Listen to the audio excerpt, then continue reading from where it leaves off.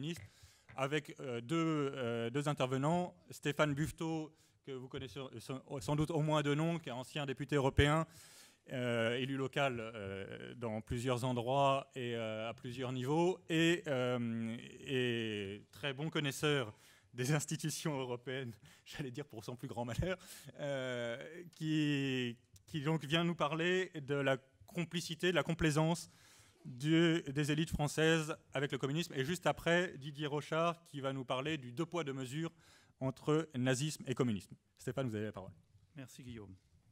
Alors vous voyez, j'ai amené un gros livre qui est sur la table. C'est simplement symbolique, c'est pas la Bible. Ce livre, il s'appelle « J'ai choisi la liberté ».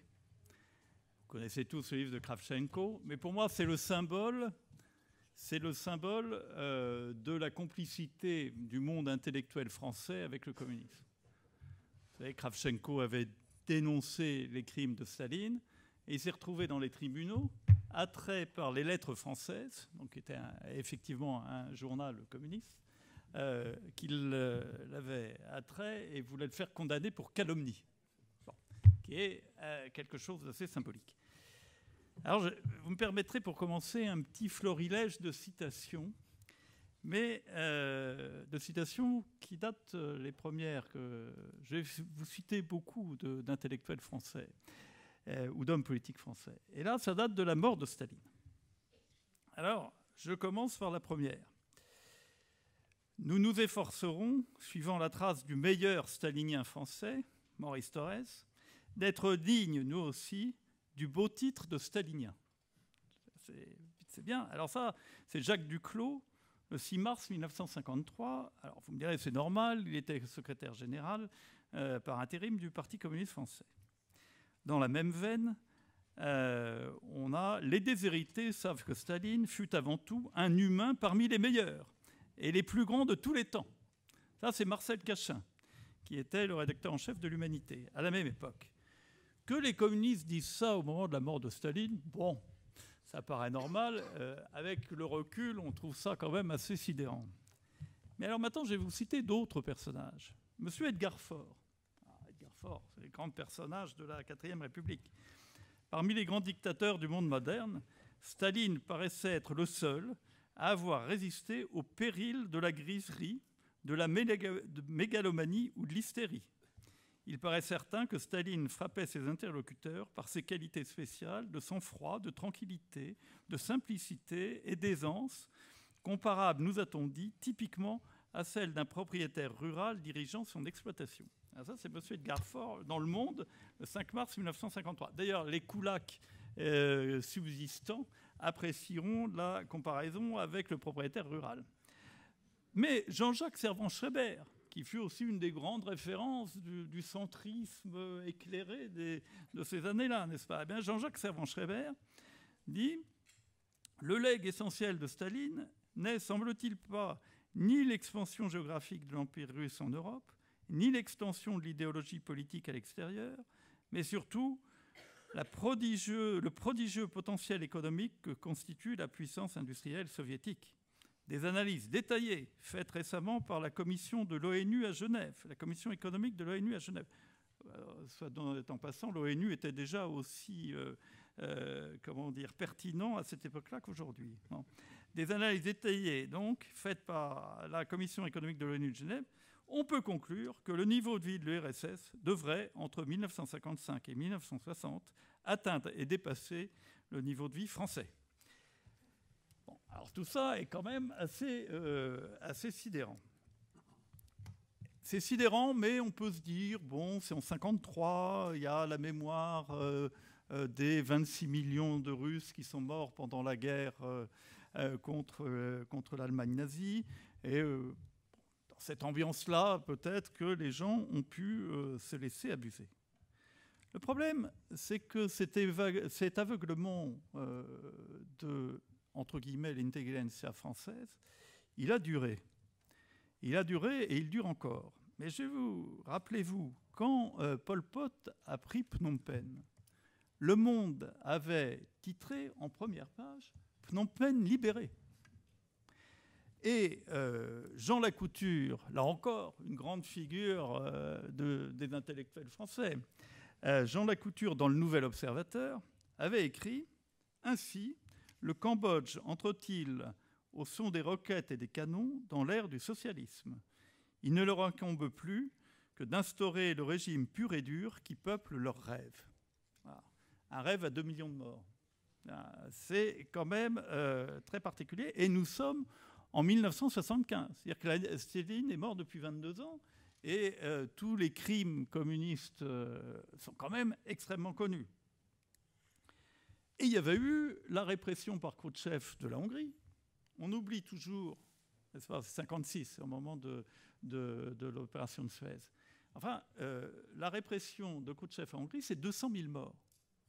Tout le monde oublie ça. Ça a été une vraie guerre à travers toute la Hongrie.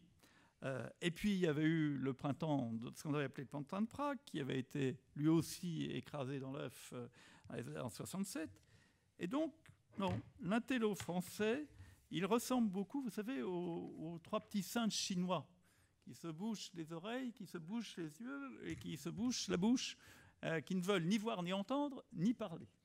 Du moins, quand ils sont compagnons de route du communisme.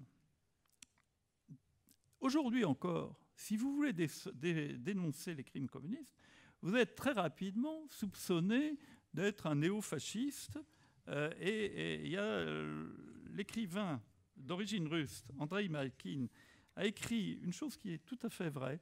L'irresponsabilité intellectuelle peut se rendre complice des plus grands massacres sans que personne ne s'en émeuve en France. Ce qui me paraît d'une réalité parfaite. Mais rappelez-vous,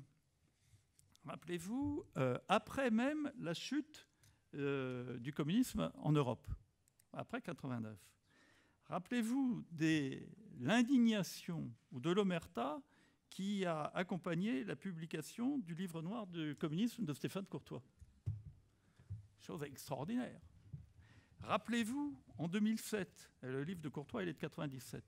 Je vous signale qu'il vient d'écrire d'ailleurs une biographie de Lénine que je vous conseille fortement. Mais en 2007, Andrzej Wajda, le plus grand metteur en scène ou cinéaste polonais contemporain, qui est mort l'année dernière, a produit un film tout à fait remarquable sur Katyn, poignant et très bien fait. Ça a été l'omerta totale en France. Il a été mal distribué volontairement, à tel point que l'Assemblée nationale, il y avait une majorité de droite à l'époque, même si c'est une droite molle, bon, l'Assemblée nationale avait organisé une projection du film tellement il était mal distribué en France. Alors qu'il s'agit, je le redis, du plus grand metteur en scène et cinéaste européen contemporain. Et donc, la vraie question, c'est comment peut-on expliquer une pareille abomination ? L'abomination, c'est d'abord les 100 millions de morts du communisme. La deuxième abomination, pour moi, c'est le silence du parti intellectuel, entre guillemets, français. Par quoi peut-on expliquer cette attitude étrange ? Alors, je sais bien que Sartre avait déclaré que tout anticommuniste, c'est un chien. Bon. Enfin, on sait que Sartre avait une pertinence politique très forte, puisqu'il faisait partie, notamment, entre autres choses, du comité de soutien à l'ayatollah Khomeini. C'est une chose assez intéressante. Alors pourtant, Lénine, comme Hitler d'ailleurs, avait annoncé tout ce qu'il entendait faire. Il l'a écrit, il l'a déclaré. Et il y a la terreur prolétarienne ne vaut qu'en étant menée de façon industrielle et systématique. Le même Lénine avait déclaré: s'il faut exterminer 90% de la population russe pour parvenir à nos fins révolutionnaires, nous n'hésiterons en aucun cas. Donc tout était parfaitement clair. Alors pourquoi ce silence gêné, et même de la droite française, et même de journalistes dits de droite? Alors il y a une explication habituelle de cette droite alanguie, c'est que c'est l'action des communistes pendant la résistance, pendant les heures les plus sombres de notre histoire.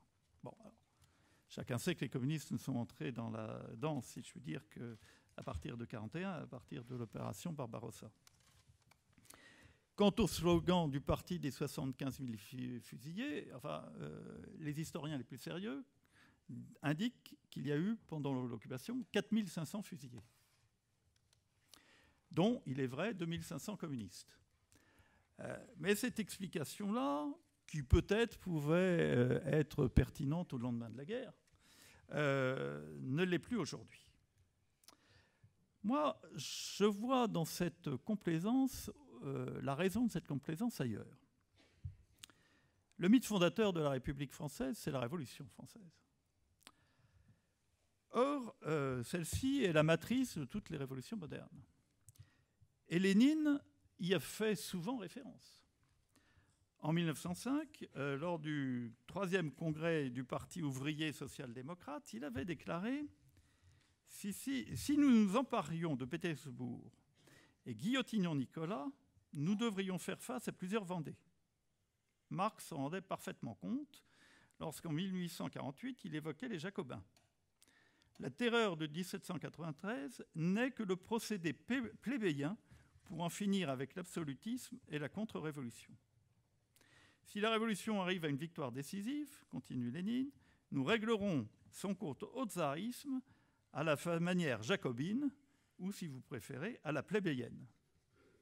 Dans la Pravda, 2 mois avant le coup de force d'octobre 1917, Lénine dit « Les historiens de la bourgeoisie voient dans le jacobinisme une décadence. Les historiens du prolétariat voient dans le jacobinisme l'un des points culminants les plus élevés atteints par une classe opprimée dans la lutte pour son émancipation. Les Jacobins ont donné à la France le meilleur exemple de révolution démocratique. » Bon, ça, c'est tout à fait intéressant. Et alors, c'est tout à fait intéressant et aussi de se reporter aux écrivains illuministes et révolutionnaires français. Raynal et Diderot avaient écrit qu'une nation ne peut se régénérer que dans un bain de sang. Bon. Et de fait, voilà. D'ailleurs, le terme de régénération, vous me remarquerez, on y revient tout le temps dans les discours, les écrits, les déclarations de la Révolution française. Et vous noterez aujourd'hui aussi que les déconstructivistes dans lesquels on s'oppose, eux aussi parlent de régénération. Et on est dans la même logique. Alors on connaît le mot de Saint-Just, pas de liberté pour les ennemis de la liberté, ça, il est très connu. Mais on connaît au moins une autre phrase qu'il avait prononcée dans un discours en février 1774. Ce qui constitue une république, c'est la destruction totale de ce qui lui est opposé. Quant à Marat, lui, la mort, voilà quelle doit être la punition des têtes acharnées à vous perdre. C'est la seule qui les glace d'effroi. N'allez jamais sans armes, et afin qu'il ne vous échappe pas par la longueur des arrêts de la justice, poignardez-les sur le champ ou brûlez-leur la cervelle. Voilà. Donc on est dans cette logique qui est celle de Lénine. Après les massacres de septembre, il y avait un comité de surveillance de la municipalité de Paris, dont faisait partie Marat d'ailleurs. Et ce comité de surveillance a exprimé un vœu, il faisait beaucoup de vœux aussi à cette époque-là, que la nation entière s'empressa d'adopter ce moyen si nécessaire au salut public. Le moyen si nécessaire étant les massacres de septembre, bien sûr. Alors Robespierre, lui, théorisait.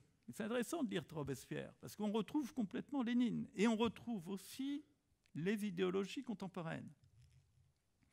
La terreur n'est autre chose que la justice prompte, sévère, inflexible. Elle est donc une émanation de la vertu, saisissant raccourci. Elle est moins un principe particulier qu'une conséquence du principe de la démocratie, appliqué aux plus pressants besoins de la patrie. C'est quand même très intéressant. En effet, pour lui, le ressort du gouvernement populaire en révolution est à la fois la vertu et la vertu sans laquelle la terreur est funeste et la terreur sans laquelle la vertu est impuissante. Ça, c'est 5 février 1794. Alors, au-delà de ce jargon absolument épouvantable, on reconnaît aussi quelque chose de très contemporain. C'est cette prétention morale. Allez, tous les révolutionnaires, tous les déconstructivistes qu'on a en face de nous aujourd'hui, ils font toujours appel à la morale. Ce sont des gens moraux. Et ceux qui les combattent sont des gens immoraux.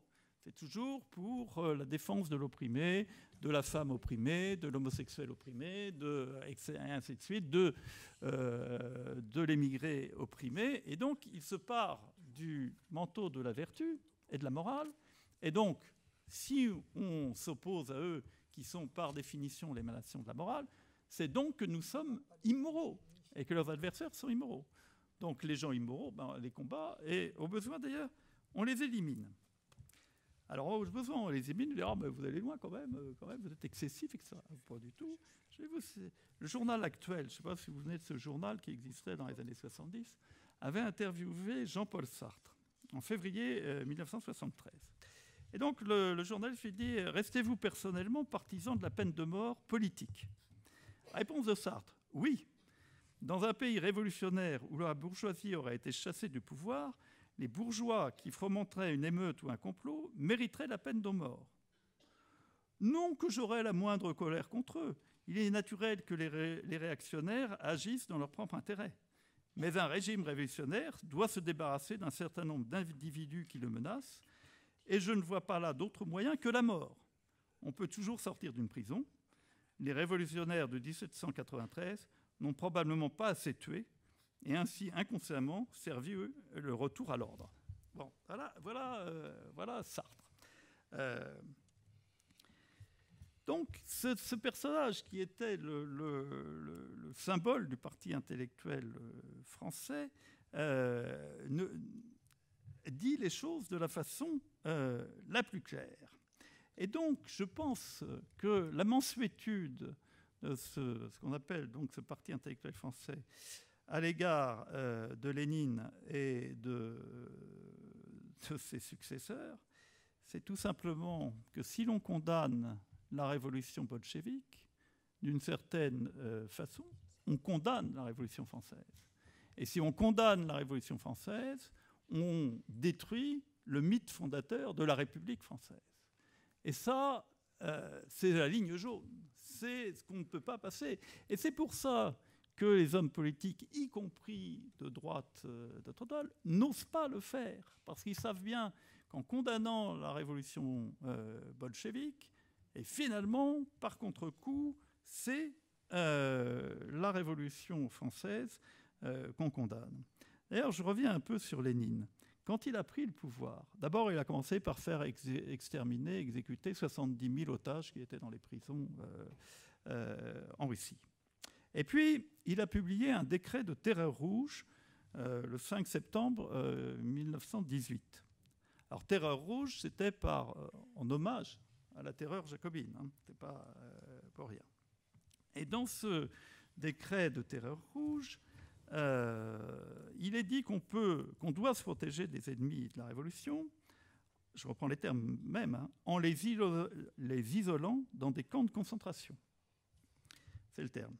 Des camps sont aussi d'ailleurs organisés dans chaque chef-lieu des provinces russes. Je rappelle ça parce que vous connaissez tous le tour de passe-passe qu'ont eu les communistes. Ils disent « Ah, mais c'est Staline qui a perverti le système. » Non. Le goulag, les camps de concentration, c'est Lénine. Et c'est le décret de terreur rouge. Et donc, en plus, sont déclarés, les personnes qui sont déclarées ennemies du peuple ou éléments douteux. Les éléments douteux, ça rappelle étrangement les suspects de la Révolution française. Les éléments douteux, ils peuvent être arrêtés et détenus dans ces camps de concentration sans jugement. Et donc, c'est bien Lénine qui est à l'origine de l'univers concentrationnaire communiste, qui d'ailleurs a servi de modèle pour les nationaux socialistes. Idéologie concurrente, mais parente néanmoins. D'ailleurs, petite remarque au passage, les communistes avaient le drapeau rouge et la faucille et le marteau, les nationaux socialistes avaient le drapeau rouge aussi, mais avec la croix gammée. Et donc, en même temps, d'ailleurs, Lénine, cet aimable... enfin, je me rappelle, comme vous, cette chanson de Sardou. Sardou est plutôt bien orienté dans cette chanson de Sardou, et dit « Lénine, réveille-toi ». Enfin, c'est complètement le signe de cette espèce d'ignorance crasse ou de réussite de la propagande communiste. Parce que même Lénine, en décembre 1917, il avait créé la commission extraordinaire pan-russe. Ça ne veut rien dire. Enfin, c'est un autre nom qui est un peu plus connu. C'est la Tchéka. Et donc, avec Félix Dzerzhinsky et 200 000 hommes qui étaient chargés d'éliminer, d'emprisonner tous les adversaires du système communiste.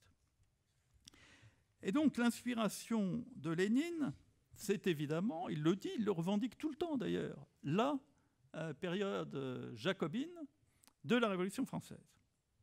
Alors, il a été plus loin parce qu'il avait plus de moyens. Bon. Puis il avait des moyens modernes que n'avaient pas les révolutionnaires de 93. Même s'ils avaient essayé, il y a eu des propositions, pas rentrer dans l'histoire des guerres de Vendée, mais d'utiliser les gaz pour détruire la population vendéenne. Bon. Et donc, cette revendication, moi, je la rapproche de propos de Georges Clemenceau. Vraie, fausse gloire française. Que dit Clemenceau dans un discours du 28 janvier 1891 à propos de la censure par la République troisième du nom d'une pièce de Victorien Sardou qui s'appelait Thermidor, qui était jouée à la Comédie Française et qui attaquait violemment la Révolution française. Et donc, et notamment qui opposait un Danton supposé, ce qui est complètement fou, mais enfin, supposé plus clément que Robespierre. Et donc, que dit Clemenceau ? La Révolution française est un bloc dont on ne peut rien distraire. C'est que cette admirable révolution par qui nous sommes n'est pas finie. C'est qu'elle dure encore. C'est que nous en sommes encore les acteurs. C'est que ce sont les mêmes hommes qui se trouvent aux prises avec les mêmes ennemis. Intéressant. Et je me permets de rapprocher ces propos de ceux de M. Vincent Peillon, ex-ministre de l'Éducation dite nationale, de M. Hollande. Il avait intitulé un de ses ouvrages, paru en 2008 au Seuil, « La Révolution française n'est pas terminée ». On est toujours dans cette logique-là. Donc, d'ailleurs, il appelait de ses voeux une religion laïque. Et il disait, il y a une interview de lui, vous la trouvez facilement, très facilement sur la toile, il osait déclarer « On ne peut construire un pays de liberté avec la religion catholique ». Au moins, ça, c'était clair et net. Et il l'a dit. Et il l'a dit, vous pouvez très facilement trouver cette citation. Et donc, voilà, pour moi, il est évident que la raison profonde, cette espèce de timidité dans la dénonciation des crimes communistes, en France en tout cas, c'est que condamner la révolution bolchevique, c'est condamner la Révolution française.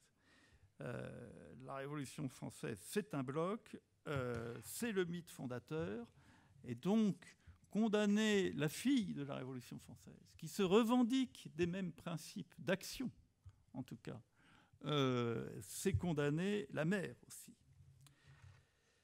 Et puis, en même temps, c'est embêtant parce que finalement, vous l'avez entendu Sartre, les révolutionnaires, ils considèrent qu'en gros, il y a des bons morts et des mauvais morts. Les bons morts, c'est les morts, les adversaires qu'on a tués. Ça, c'est pas grave. Regardez, ils célèbrent tous Castro. Castro, il a fait tuer plus de 100 000 ou 150 000 personnes. D'après Courtois, pour l'Amérique du Sud, c'est 150 000 morts, la majeure partie imputable à Castro. Ça n'empêche M. Mélenchon de célébrer Castro. Ça n'a pas empêché Mme Royal de célébrer Castro. Or, je ne veux pas faire le panégyrique de Pinochet. D'après Amnesty International, il a tué 10 fois moins de personnes. Mais Pinochet, ça, c'est le monstre absolu. Et Pinochet, il a rétabli la démocratie. À ma connaissance, Cuba est toujours sous une dictature communiste. Et donc vous voyez bien que là, pour les révolutionnaires, et nous avons encore des révolutionnaires dans tout le système d'État français, il est impossible de dénoncer les crimes du communisme, parce que finalement, quasiment, puisqu'ils sont vertueux par principe, comme les révolutionnaires français l'étaient, eh bien, il était légitime de se débarrasser de ses adversaires. Il y a un autre aspect, peut-être aussi, c'est qu'il y a sans doute chez l'intellectuel une espèce de fascination pour tout ce qui est totalitaire. Et là, ça marche aussi à droite. Parce que si on prend Aragon, qui était fasciné par Staline, on voit que Brasillac, lui, a été quand même aussi fasciné par le totalitarisme. Et donc, je pense qu'il y a chez l'intellectuel cette fascination par la force brute et qui est quelque chose là qui est assez surprenant, mais c'est sans doute le désir d'action qu'ils n'ont pas qui les amène à ça. Et puis il y a bien sûr les idiots utiles. Lénine en a parlé. Ce qui m'inquiète dans les idiots utiles, c'est qu'effectivement, ça a bien fonctionné quand le communisme était triomphant. Ça fonctionne encore avec tous ces avatars dont a parlé Guillaume du communisme. Et ça fonctionne encore, et on le voit bien, à l'égard de l'islam radical. Quand M. Mélenchon se fait l'apôtre de l'islamo-gauchisme, qu'est-ce que c'est que M. Mélenchon? Bien sûr, c'est un révolutionnaire. En plus, c'est un franc-maçon déclaré. Je pense que pour tous ces gens, d'ailleurs, l'islam préfère l'islam au catholicisme. L'islam est un moyen de détruire le catholicisme, et donc ils vont soutenir l'islam pour ça, ou ils soutiennent l'islam pour ça. Mais ils sont en même temps aussi des idiots utiles. Et là, je crois qu'on a les trois raisons de ce soutien ou de cette timidité de l'intelligentsia ou pseudo-intelligentsia française. C'est condamner la révolution communiste, c'est condamner la révolution française. Et d'ailleurs, je pense que la révolution, et là je ne dirais pas la révolution française comme Clémenceau, la révolution est un bloc. Et donc, elle change à travers les siècles, mais la révolution est un bloc et elle a les mêmes adversaires. Et nous sommes en face d'adversaires et d'une révolution toujours aujourd'hui.